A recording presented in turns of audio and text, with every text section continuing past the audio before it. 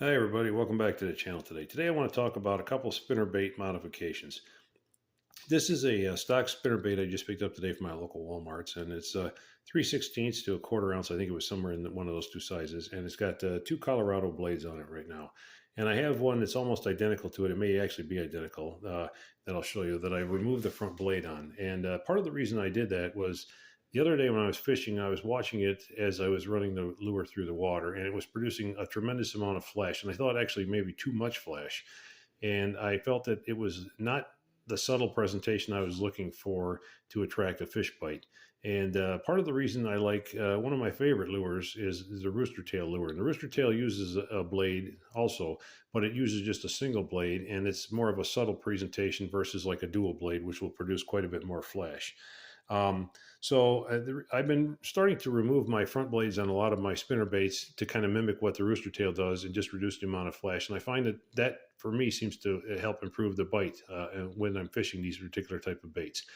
The other thing I was thinking about was a lot of times when you show up at a place to fish, you're not really sure what the water clarity is going to be until you actually get there. I mean, you may run up on a place and it may be crystal clear, it may be cloudy, it may be just mucky, like chocolate milk or soupy, so you can't really hardly see in it at all.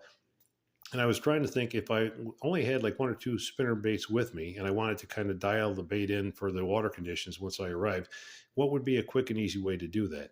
So this is kind of what I came up with. I got to looking at some of my spare blades, and I thought I have some spare snap swivels. So I hooked a couple up to in a couple different color patterns. One is kind of like a goldish or bronzish color. The other is a small willow blade with a pattern. And what I plan to do is also the back blade on this particular bait I will probably remove and set it up the same way so that it matches this style. And this way I can take one bait or one or two baits, one to fish with and maybe one backup if I lose the first one or snag up.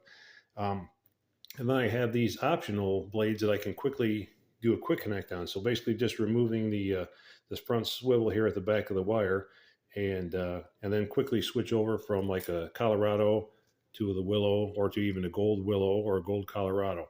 And that would allow me three or four options to kind of tune the blade to the bait for the water conditions at the time of the year. So that makes for kind of a quick and easy way to do that. Now, the only thing that you do give up is it does make the blade stick back just a little bit farther than stock, but I don't believe it's enough to foul any issues, causes any fouling with the fish trying to hit the hook. So it's something you may want to consider if you like to do a lot of spinnerbait fishing, and you don't want to have to carry several different spinner blades or spinner baits around with you. If you just want to carry two or three, maybe one in the backup or two, this would be a good way to easily switch out the blades for the water conditions when you arrive. And you can it's kind of considered like tuning in your equipment to the conditions that you get when you arrive. So something to think about. And definitely, if you like playing around with your lures, you like doing modifications to them, this is just maybe some food for thought about something that you may want to try next time you're out on the water. And as always, thanks again for watching, and get out and fish when you can, because it's fantastic right now. The fall fishing has just been spectacular in Kentucky. I mean, every body of water I've been to has been producing good fish and good biting. So thanks again, and we'll see you on the next one.